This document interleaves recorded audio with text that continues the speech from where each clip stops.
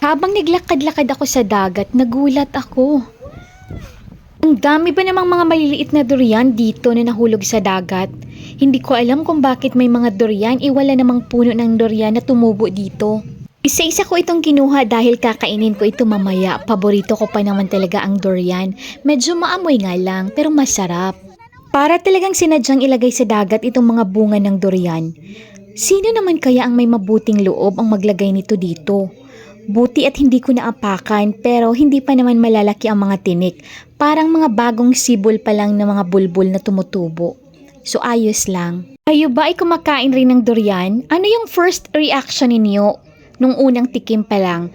Masarap ba? So ito na pala yung mga nakuha akong bunga ng durian. 6 silang lahat.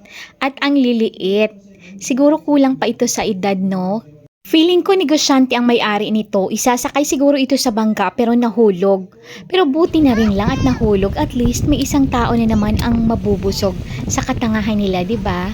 O, ito na pala yung durian, nalinis ko na. Lalagyan ko ito ng suka na may maraming sili. 'Di ba nakakatakam?